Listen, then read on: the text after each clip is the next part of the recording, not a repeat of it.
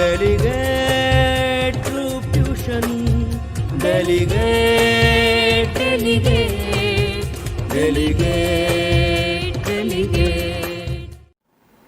પ્રકરણ 2 પૂર્ણ સંખ્યાઓ. તો સૌપ્રથમ આપણે પ્રાકૃતિક સંખ્યા વિશે જોઈએ. તો પ્રાકૃતિક સંખ્યાઓને ગણતરીની સંખ્યાઓ પણ કહેવાય છે અને પ્રાકૃતિક સંખ્યાઓ 1 થી શરૂ થાય છે.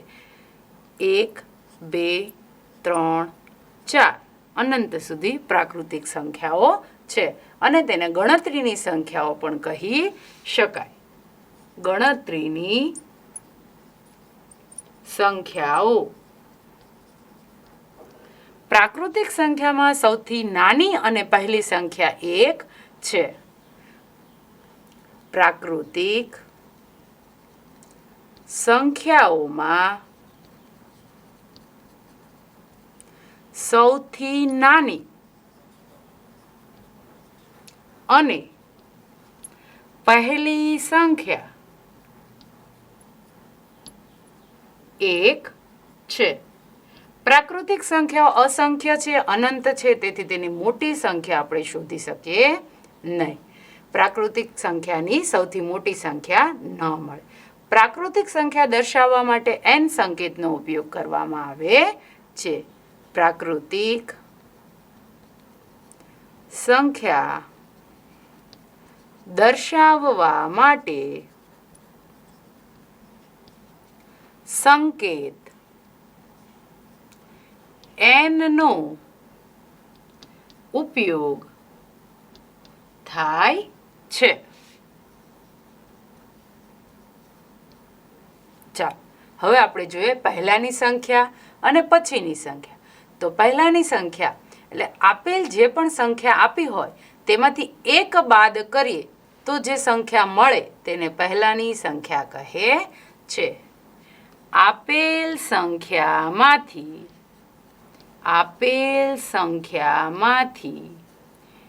1 બાદ કરતા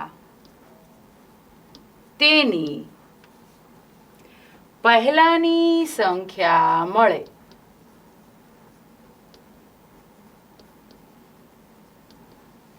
દાખલા તરીકે આપણે લઈએ 9 આપેલ સંખ્યા છે, તેની પહેલાની સંખ્યા શોધવી છે. તો 9 ઓછા 1 બરાબર 8. એટલે 9ની પહેલાની સંખ્યા 8 થશે. 8 આપ્યો તો 8ની પહેલાની સંખ્યા 7. હવે આપણે જોઈએ પછીની સંખ્યા. તો પછીની સંખ્યા એટલે આપેલ સંખ્યામાં 1 ઉમેરતા પછીની સંખ્યા મળે. આપેલ સંખ્યામાં 1 ઉમેરતા તેની પછીની સંખ્યા મળે. દાખલા તરીકે તમને અહીંયા આપ્યું છે 12. તો 12 પછીની સંખ્યા કઈ? તો 12 માં 1 ઉમેરીએ એટલે 13 મળે.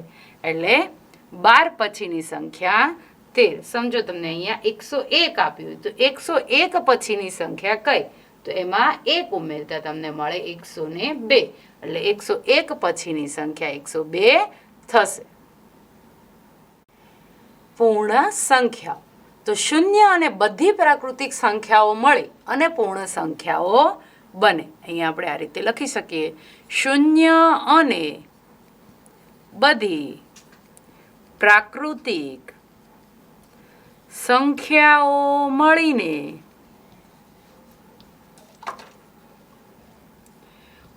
પૂર્ણ સંખ્યા બને. એટલે પૂર્ણ સંખ્યાઓ 0 થી શરૂ થાય છે. 0, 1, 2, 3 પૂર્ણ સંખ્યાઓ છે.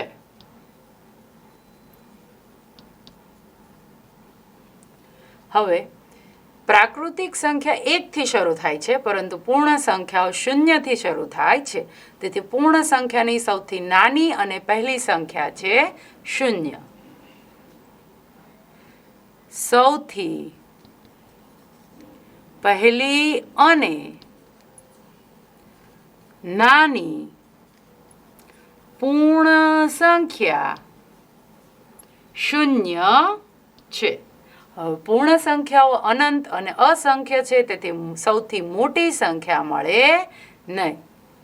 સૌથી મોટી પૂર્ણ સંખ્યા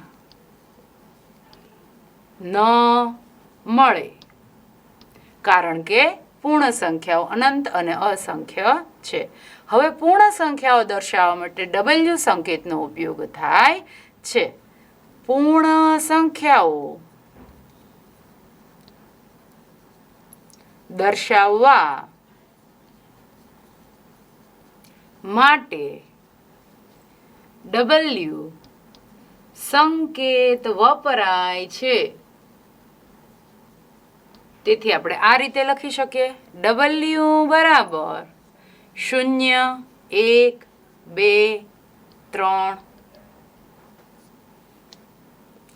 હવે બધી પ્રાકૃતિક સંખ્યાઓને પૂર્ણ સંખ્યા કહી શકાય, પરંતુ બધી પૂર્ણ સંખ્યાઓને પ્રાકૃતિક સંખ્યા કહી શકાય નહીં, કારણ કે 0 એ પૂર્ણ સંખ્યા છે, પરંતુ પ્રાકૃતિક સંખ્યા નથી. ચાલો, હવે અહીંયા મેં સંખ્યા રેખા આપી છે. સંખ્યા રેખામાં 1 સેન્ટીમીટરના અંતરે 0, 1, 2, 3 આ રીતે લખ્યું છે. તો આમાં આપણે નાની પૂર્ણ સંખ્યા કઈ અને મોટી પૂર્ણ સંખ્યા કઈ તે જોવાનું છે. તો સંખ્યા રેખા પર આપેલી કોઈ પણ બે પૂર્ણ સંખ્યાઓ પૈકી જે ડાબી બાજુની સંખ્યા હોય તે નાની સંખ્યા કહેવાય છે. સમજો કે તમને અહીંયા આપી છે 2 અને 10. તો આ 2 અને 10, તો 10 જે છે એ આપણા જમણા હાથ ઉપર તરફ આવે છે, તે જમણી બાજુની સંખ્યા, અને 2 જે છે તે ડાબા હાથ તરફ આવે છે, એટલે તે ડાબી તરફની પૂર્ણ સંખ્યા. તો ડાબી તરફની પૂર્ણ સંખ્યા છે તે નાની કહેવાય છે, એટલે 2 એ નાની પૂર્ણ સંખ્યા છે અને 10 એ મોટી પૂર્ણ સંખ્યા છે. સંખ્યા રેખા ઉપર જે પણ સંખ્યાઓ આપેલી હોય, કોઈ પણ બે સંખ્યાઓ આપેલી હોય, તેમાંથી ડાબી તરફની સંખ્યા તે નાની સંખ્યા કહેવાય છે અને જમણી તરફની સંખ્યા મોટી સંખ્યા કહેવાય છે. 0 એ સૌથી નાની પૂર્ણ સંખ્યા છે, એટલે શૂન્યથી ડાબી બાજુ એક પણ નાની પૂર્ણ સંખ્યા નથી. સંખ્યા રેખા પર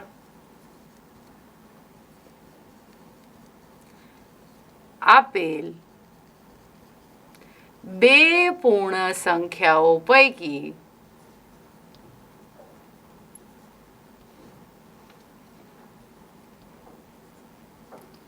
ડાબી તરફની સંખ્યા તે બે પૂર્ણ સંખ્યાઓ પૈકી નાની સંખ્યા કહેવાય.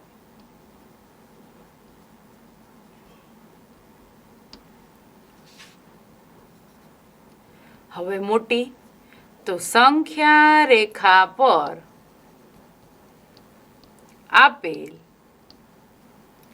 બે પૂર્ણ સંખ્યાઓ પૈકી જમણી તરફની સંખ્યા તે બે પૂર્ણ સંખ્યાઓ પૈકી મોટી સંખ્યા કહેવાય.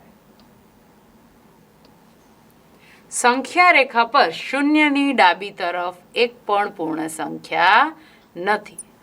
સંખ્યા રેખા પર શૂન્યની ડાબી તરફ કોઈ પણ પૂર્ણ સંખ્યા નથી, કારણ કે 0 એ સૌથી નાની પૂર્ણ સંખ્યા છે. પૂર્ણ સંખ્યાઓના સરવાળા વિશેના ગુણધર્મો જોઈએ. તેમાં 3 ગુણધર્મ અહીંયા આપણને આપ્યા છે: સંવૃત્તતા, ક્રમનો નિયમ અને જૂથનો નિયમ. તો સંવૃત્તતા એટલે કોઈ પણ 2 પૂર્ણ સંખ્યાઓનો સરવાળો પૂર્ણ સંખ્યા જ મળે. કોઈ પણ 2 પૂર્ણ સંખ્યાઓનો સરવાળો પૂર્ણ સંખ્યા જ મળે. પૂર્ણ સંખ્યા જ મળે. સમજો કે 3 વત્તા 4. દાખલા તરીકે 3 વત્તા 4. 3 એ પૂર્ણ સંખ્યા છે, 4 એ પૂર્ણ સંખ્યા છે. તેનો સરવાળો કરીએ તો 7 જવાબ મળે. 7 પૂર્ણ સંખ્યા છે. 7 પૂર્ણ સંખ્યા જ છે. તેને સંવૃત્તતાનો ગુણધર્મ કહે છે. હવે આપણે જોઈએ ક્રમનો નિયમ. કોઈ પણ 2 પૂર્ણ સંખ્યાઓનો સરવાળો ગમે તે ક્રમમાં કરો, પરિણામ સરખું જ મળે છે. કોઈ પણ 2 પૂર્ણ સંખ્યાઓનો સરવાળો ગમે તે ક્રમમાં કરો તો પરિણામ સરખું જ મળે છે. દાખલા તરીકે આપણે અહીંયા લઈએ 3 વત્તા 4 7 થાય અને 3 વત્તા 4 કર્યું તેના બદલે 4 વત્તા 3 કરીએ, 4 વત્તા 3 કરીએ તો પણ જવાબ 7 જ મળે. અને ક્રમનો નિયમ કહેવાય. હવે આપણે જોઈએ જૂથનો નિયમ. તો 3 પૂર્ણાંક સંખ્યાઓના સરવાળા માટે પહેલા 2 સંખ્યાઓનું જૂથ બનાવી તેમાં ત્રીજી સંખ્યા ઉમેરતા જે જવાબ મળે તે બીજા 2 જૂથ બનાવી તેમાં ત્રીજી સંખ્યા ઉમેરતા પણ જવાબ સરખો જ મળે. 3 પૂર્ણાંક સંખ્યાઓના 3 પૂર્ણ સંખ્યાઓના સરવાળા માટે કોઈ પણ 2 સંખ્યાઓનું જૂથ બનાવી તેના સરવાળામાં ત્રીજી સંખ્યા ઉમેરતા પરિણામ સરખું જ મળે.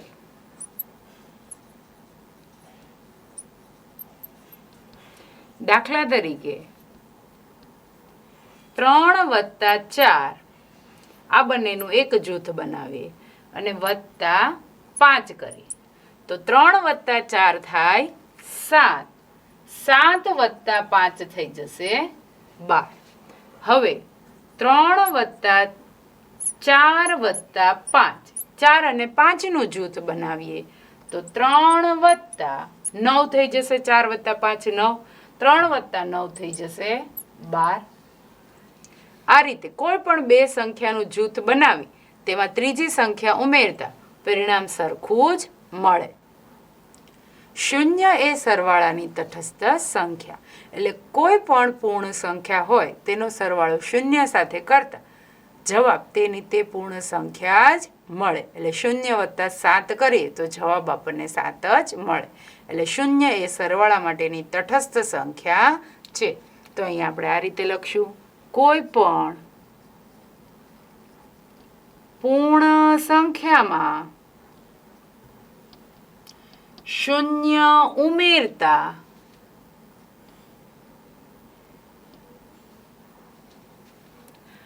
પરિણામ તેની તે જ સંખ્યા મળે. તેથી 0 એ સરવાળા માટે તટસ્થ સંખ્યા છે. દાખલા તરીકે 3 વત્તા 0 કરીએ તો જવાબ 3 જ મળે. 7 વત્તા 0 કરીએ તો જવાબ 7 મળે. 25 વત્તા 0 કરીએ તો જવાબ 25 જ મળે. હવે પૂર્ણ સંખ્યાઓના ગુણાકાર વિશેના ગુણધર્મ જોઈએ. અત્યાર સુધી આપણે સરવાળા વિશેના ગુણધર્મ જોયા. હવે ગુણાકાર વિશેના ગુણધર્મ જોઈએ. તો પહેલું આપણને આપ્યું છે સંવૃત્તતા.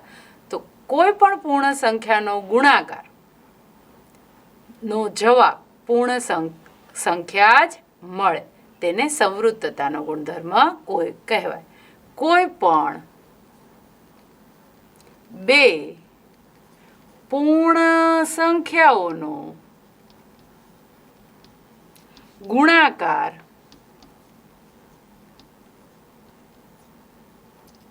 પૂર્ણ સંખ્યા જ મળે.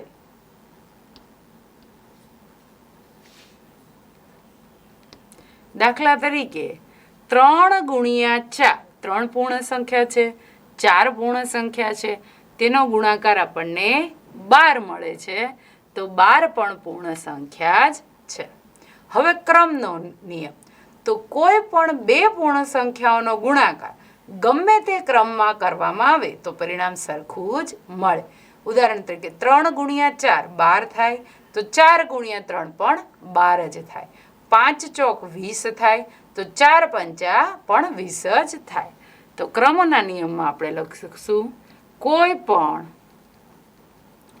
બે પૂર્ણ સંખ્યાઓને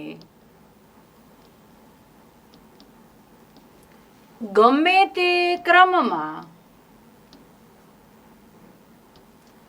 ગુણવામાં આવે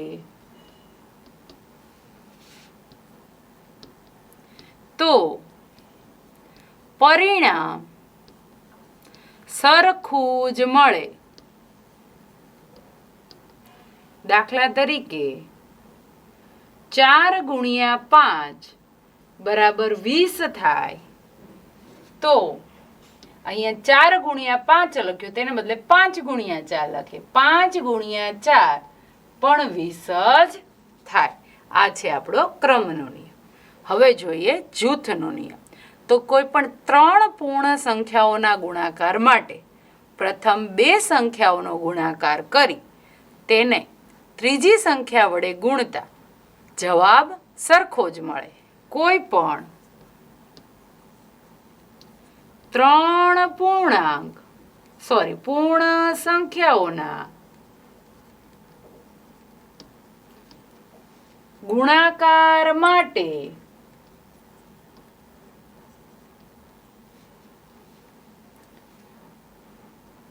કોઈ પણ બે સંખ્યાનું જૂથ બનાવી તેના ગુણાકારને ત્રીજી સંખ્યા સાથે ગુણતા પરિણામ સરખું મળે. ઉદાહરણ તરીકે આપણે અહીંયા દાખલા તરીકે 2 ગુણ્યા 3 તેનું એક જૂથ બનાવીએ, ગુણ્યા 4 બરાબર 2 તેરી 6, 6 ગુણ્યા 4 એટલે 6 ચોક ને 24 થાય.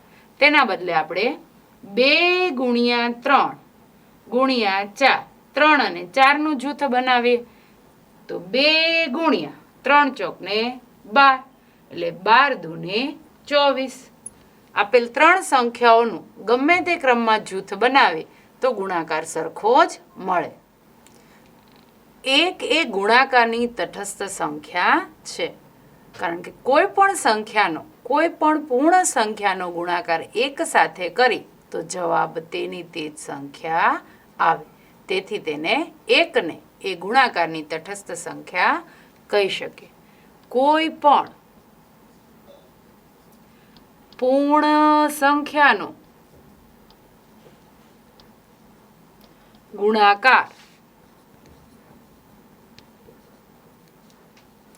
એક સાથે કરતા પરિણામ તે સંખ્યા જ મળે. તેથી એક એ ગુણાકારની તટસ્થ સંખ્યા છે. દાખલા તરીકે 4 ગુણ્યા 1 તો 4 જવાબ મળે. 25 ગુણ્યા 1 કરીએ તો જવાબ પણ 25 જ મળે. હવે વિભાજનનો નિયમ. પૂર્ણ સંખ્યાઓમાં ગુણાકારનું સરવાળા પર વિભાજન.